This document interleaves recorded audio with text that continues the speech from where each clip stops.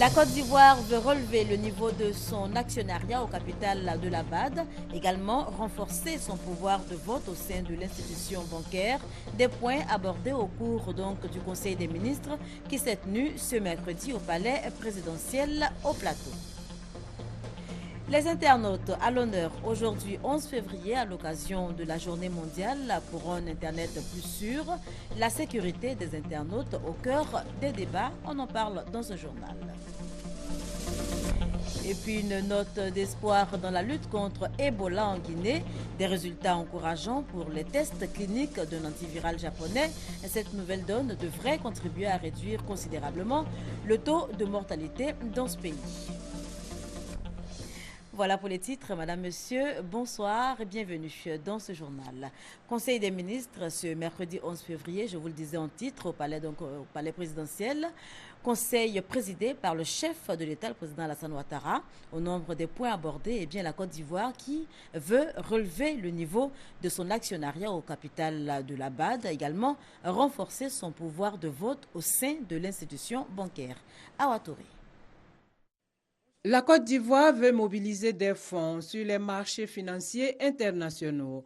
Un emprunt obligataire va être lancé du 16 au 25 février à Londres, puis à New York et Boston. Le Conseil des ministres de ce mercredi a adopté une communication à cet effet. Le Premier ministre sera donc à la tête d'une forte délégation, une délégation de haut niveau, et conduira donc une campagne de marketing itinérante au roadshow dans les capitales financières en vue de lever des fonds sur les marchés financiers internationaux. Le Conseil a aussi donné son accord pour le relèvement du niveau d'actionnariat de la Côte d'Ivoire à la Banque africaine de développement. Dans le cadre de l'augmentation du capital de la BAD, 36 016 actions, soit 36 160 unités de compte, qui représentent environ 28 075 milliards de francs CFA, ont été alloués à la Côte d'Ivoire. Le Conseil a donc autorisé la souscription de notre pays aux actions disponibles.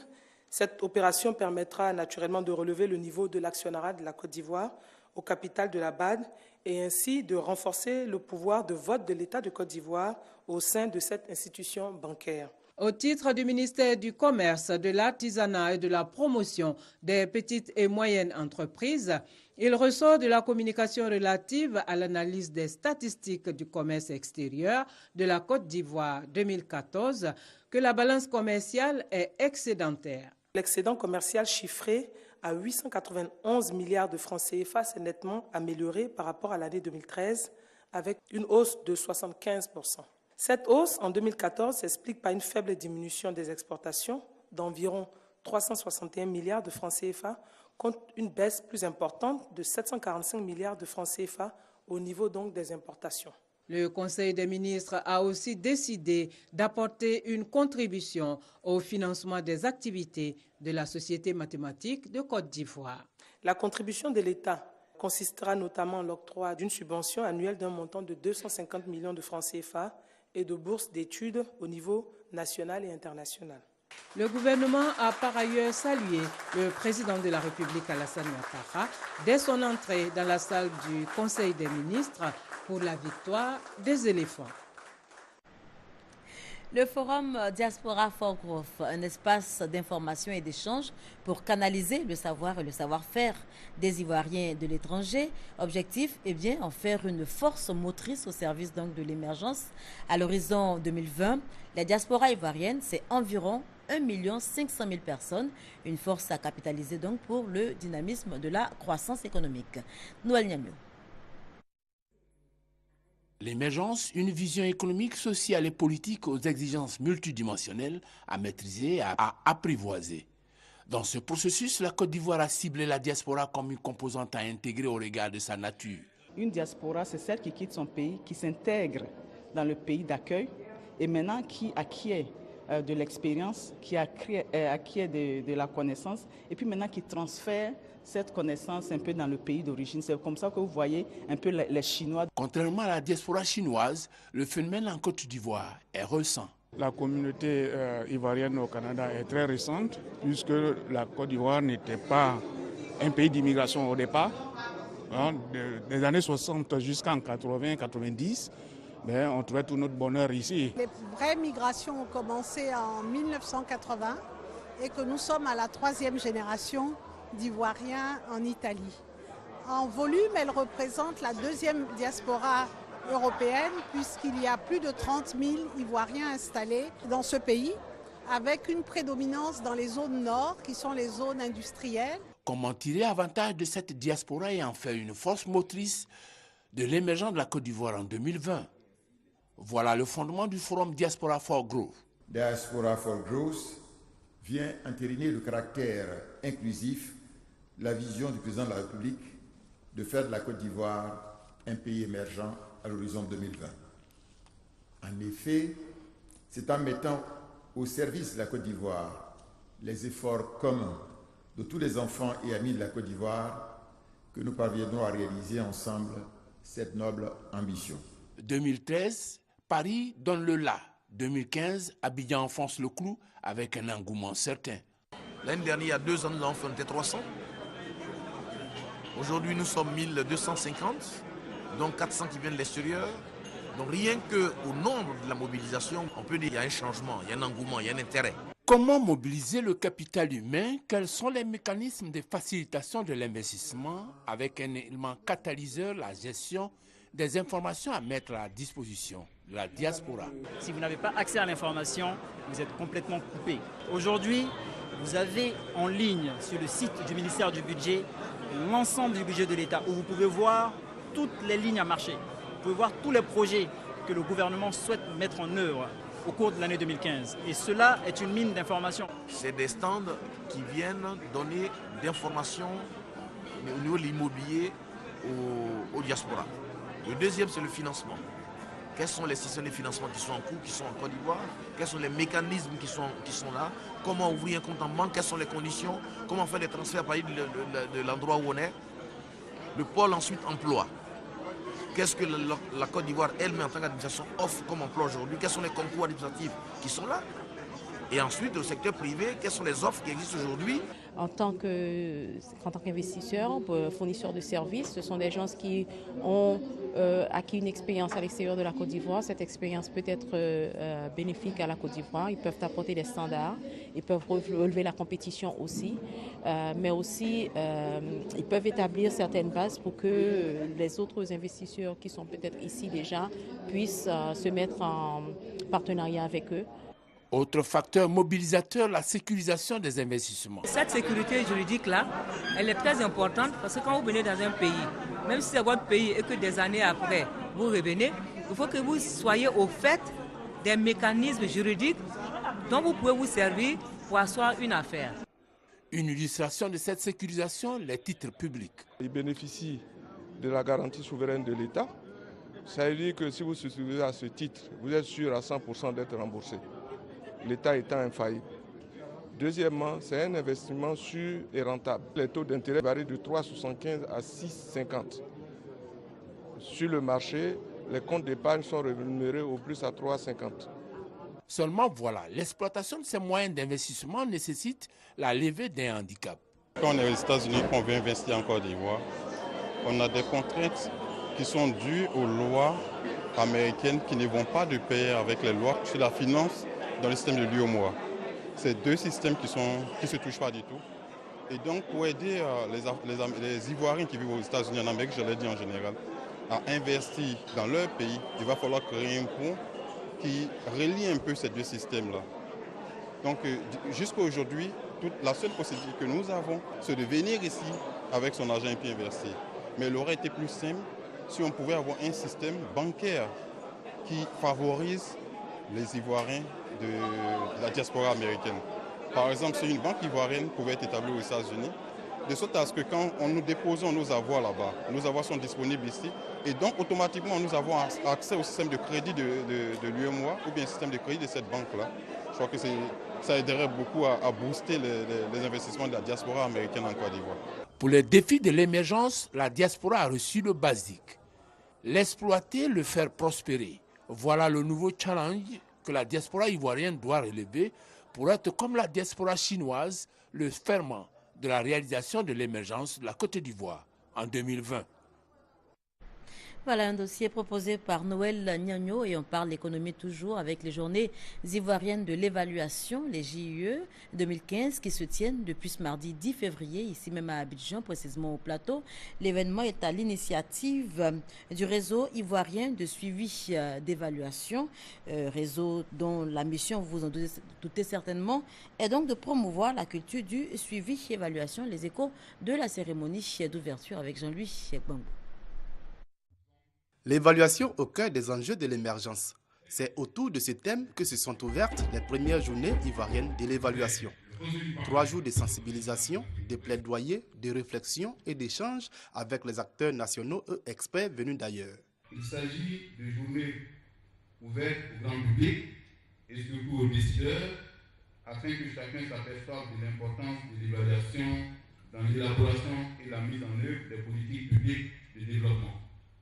La déclaration de 2015 par les Nations Unies comme année internationale de l'évaluation permet de rappeler le rôle crucial que joue l'évaluation en appui aux objectifs de développement des pays. Même si 2015 n'avait pas été décrétée année internationale de l'évaluation, le devoir moral et notre redevabilité vis-à-vis des populations pour lesquelles nous travaillons avec les gouvernements nous auraient quand même commandé qu'on se pose la question de savoir où en sommes-nous par rapport à ces objectifs du millénaire. Ces journées visent globalement à sensibiliser les acteurs publics, parapublics et privés, ainsi que les communautés de base sur la nécessité de suivre et d'évaluer leur activité afin de contribuer efficacement à la vision Côte d'Ivoire, pays émergent à l'horizon 2020. La rencontre que vous organisez nous invite en toile de fond au changement de comportement, afin que dans une démarche pédagogique et heuristique, nous amenions nos services à suivre et évaluer les actions de développement pour le bien du peuple. 4 panels et 7 ateliers meublent ces premières journées ivoiriennes de l'évaluation qui referment leurs portes ce jeudi 12 février. Les internautes à l'honneur aujourd'hui 11 février à l'occasion de la journée mondiale pour un Internet plus sûr. Ensemble pour un meilleur Internet, thème retenu pour l'édition 2015, le lieu pour le ministère de la Poste et d'éthique d'approfondir les mesures afin de garantir la sécurité en ligne. Christelle Nda, Patricia Omouetia. La date du 11 février 2015 est la journée mondiale pour un Internet plus sûr. Internet, véritable outil d'information, un espace de liberté où chacun peut communiquer, découvrir et partager. Le principe fondateur d'Internet est sa neutralité. Il exclut toute discrimination. Mais de récents développements, entre autres de la cybercriminalité, de l'arnaque, du harcèlement, portent un coup à la crédibilité de cet outil. Conscient de la situation, le gouvernement ivoirien a adopté des mesures sécuritaires pour la protection des données à caractère personnel. Nous avons identifié l'ensemble des utilisateurs de l'Internet.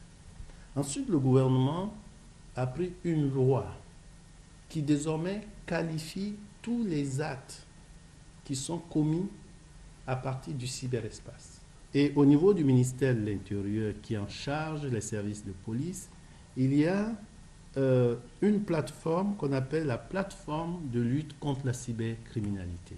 C'est l'occasion d'interpeller les jeunes internautes et leurs familles sur les droits, les devoirs et les responsabilités des internautes en ligne. Et il faut que tous, parents, enfants, nous soyons responsables vis-à-vis du cyberespace. Que les parents encadrent leurs enfants. Que les enfants sachent qu'ils ont une responsabilité lorsqu'ils sont dans le cyberespace. Autre aspect de cette journée, c'est d'informer les jeunes sur l'utilisation d'Internet, les inciter à réfléchir sur leurs pratiques, mais aussi leur donner les outils sociaux et techniques pour profiter pleinement du numérique. La Journée mondiale pour un Internet plus sûr existe depuis 2004 et a été instaurée par les Anglo-Saxons. 6 000 emplois pour des jeunes sans qualification. De la pratique, ils auront pour mission de curer les caniveaux et nettoyer les grandes artères du district d'Abidjan et de l'intérieur du pays. Le projet Assistance Post-Conflit, un projet du gouvernement qui vise à endiguer le chômage et la pauvreté. Grace Kondo nous en parle. Les travaux à haute intensité de main-d'œuvre dénommés TIMO permettent de créer des emplois immédiats pour des jeunes sans qualification. Un pan du projet d'assistance post-crise mis sur pied par le gouvernement ivoirien en vue de lutter contre le chômage et la pauvreté. 6 000 emplois concernant des jeunes de 18 à 40 ans ont été prévus sur le plan national. Dans la commune d'Atekoubé, 450 jeunes ont été recrutés pour le projet TIMO. Ils auront pour tâche, entre autres, de curer les caniveaux, balayer les chaussées et trottoirs et entretenir les espaces verts. Cette activité va durer 6 mois. À raison de 20 jours par mois, normalement nous comptons 120 jours pendant les 6 mois. Au terme de ces 6 mois, les jeunes seront amenés pendant qu'ils travaillent à constituer une épargne, au terme de laquelle le PAPC va faire un complément que nous convenons d'appeler techniquement le matching grant, qui va être le don d'un montant équivalent à ce que le jeune aura épargné et justifié, pour lui permettre, au terme des 6 mois, de mener certaines activités qui sont génératrices de revenus. Une action saluée par les autorités municipales et les bénéficiaires. Je voulais dire un grand merci au gouvernement pour cette initiative et le conseil municipal et la municipalité saisissent l'opportunité pour l'intégrer à notre plan de rénovation urbaine. Parce que nous avons besoin de rénover notre cité au niveau des infrastructures, mais aussi au niveau des comportements et de l'amour du travail, au niveau de la jeunesse. Donner de nouveaux repères aux jeunes.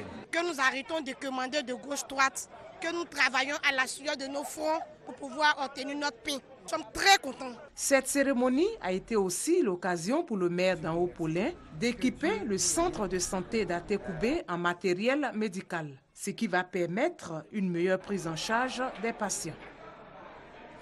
Un nouveau chef à Kajokro Anikro, c'est dans la région de Toumoudi.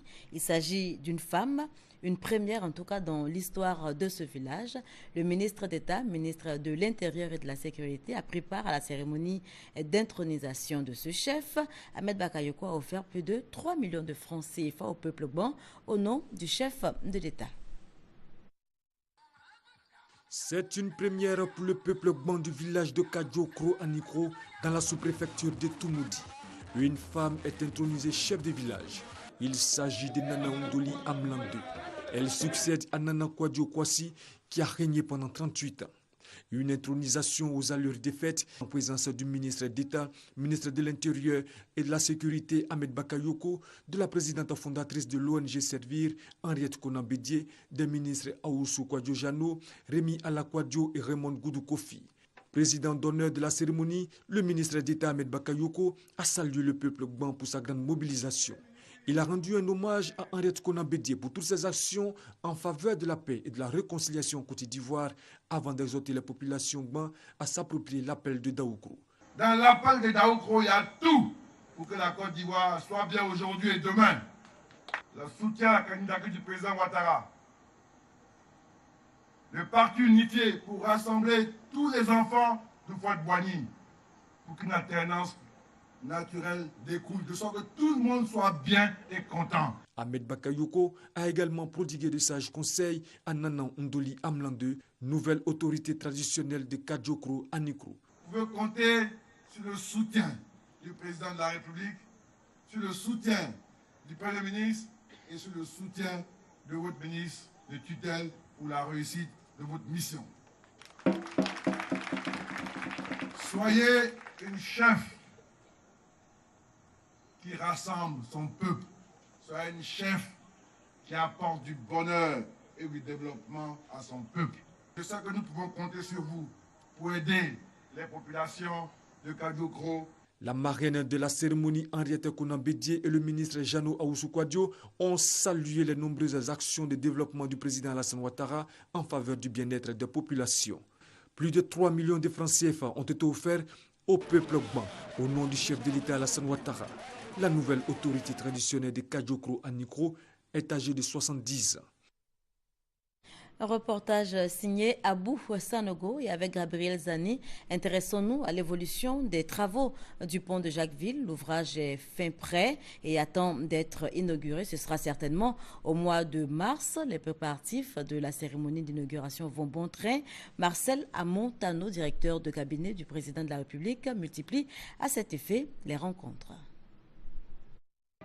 Les chefs de village et de terre des 15 villages aladjans étaient tous présents à Avagou pour écouter l'émissaire du chef de l'État à quelques semaines de l'inauguration du pont de Jacquesville. Un pont attendu depuis des années et qui résoudra en partie les problèmes de chômage des jeunes et de l'inaccessibilité aux soins médicaux des populations. L'arrivée d'Alassane Ouattara à Jacquesville est donc très attendue. Nous avons le sourire large parce que son Excellence le président Alassane Ouattara ne nous oublie pas. Et le pont de Jacquesville est prêt à être livré aux populations. Nous n'oublierons pas au niveau du programme présidentiel d'urgence les autres réalisations qui sont en cours dans nos villages. Le bitumage de la voie Jacquesville-Toukouzou-Ozalem fait partie des travaux en projet dans le programme présidentiel d'urgence. Marcel Amontano a aussi annoncé qu'un montant de 3,3 milliards de francs CFA sera mis à la disposition des populations. Nous avons validé le programme présidentiel d'urgence pour un certain nombre de régions que le président doit visiter, dont le département de Jacquesville. Le président a donné son accord pour un investissement de 3,3 milliards et quelques pour régler les problèmes que vous avez égrenés tout à l'heure, notamment le problème de l'extension du réseau électrique. Avec la construction du pont, Jacquesville sera un pôle attractif. Le gouvernement est aussi en pourparlers avec les entreprises de pétrole et de gaz installées dans la région afin que les retombées financières de leurs exploitations servent aussi à financer les équipements sociaux de la commune. Des véhicules de type 4x4 et des fournitures de bureaux pour les forces armées nationales, un don du Conseil national de sécurité qui apporte ainsi son soutien aux forces républicaines de Côte d'Ivoire. Cérémonie de remise suivie pour vous par Hamza Diaby.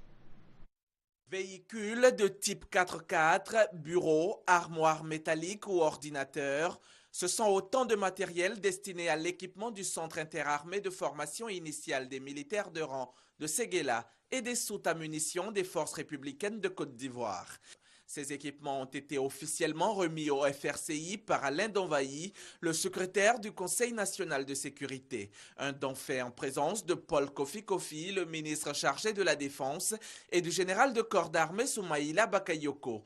Alain Richard Donvailly en a profité pour féliciter les FRCI pour la baisse de l'insécurité. En témoigne l'indice de sécurité qui est passé de 3,8 à 1,3. Il a également rappelé que cette année s'annonce cruciale pour les FRCI avec les échéances électorales futures. Dans son mot de remerciement, le général de corps d'armée Soumaïla Bakayoko, chef d'état-major général des forces républicaines de Côte d'Ivoire, a tenu à rappeler que ce don du CNS n'est pas le premier. Il fait suite au récent équipement du bataillon du génie. Il a aussi rassuré que le matériel sera remis aux destinataires et qu'ils en feront bon usage. Une note d'espoir dans la lutte contre Ebola en Guinée, des résultats encourageants pour les tests cliniques d'un antiviral japonais. Cette nouvelle donne devrait contribuer à réduire considérablement le taux de mortalité. Le sujet était donc au centre des échanges lors de la visite du président Alpha Condé à son homologue du Libéria, Ellen Johnson. Alexis Ouedraogo. Bonne nouvelle sur le front de la lutte contre l'épidémie d'Ebola qui a déjà tué près de 9000 personnes. Alors qu'il n'y avait jusqu'à présent aucun remède, l'Institut national de la santé et de la recherche médicale révèle qu'un médicament a permis de réduire significativement la mortalité. Après les premiers résultats d'un essai clinique mené en Guinée, il s'agit d'un antiviral fabriqué au Japon, le Favipiravir. Le Favipiravir, au départ utilisé contre la grippe, a été dosé puis testé sur quelques malades d'Ebola en Europe. Depuis décembre dernier, 80 patients guinéens l'ont reçu. Aujourd'hui, les résultats sont jugés acceptables. Un médicament qui pourrait à l'avenir être associé à d'autres traitements comme le sérum d'anciens malades, sérum qui sera testé en Guinée dans les prochains jours. Après 10 mois de conflit ayant fait plus de 5000 morts, les dirigeants ukrainiens, russes, et français et allemands se rencontrent ce mercredi à Minsk pour donc tenter de mettre sur pied un cessez-le-feu durable dans l'est de l'Ukraine.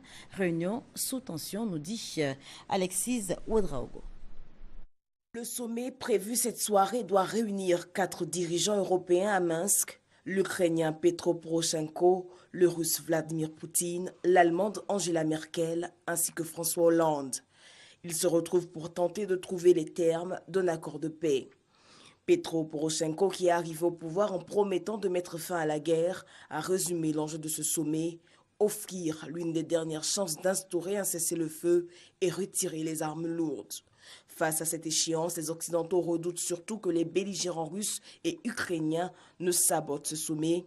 Une crainte légitime lorsqu'on sait que le président russe nie toujours l'implication de la Russie dans le conflit. Pour tenter de faire pression, les États-Unis n'ont cessé de hausser le ton contre Vladimir Poutine. De leur côté, les séparatistes pro-russes semblent montrer patte blanche. Voilà, c'est tout pour ce point de l'actualité. Merci de nous avoir suivis. Je vous retrouve demain, même heure.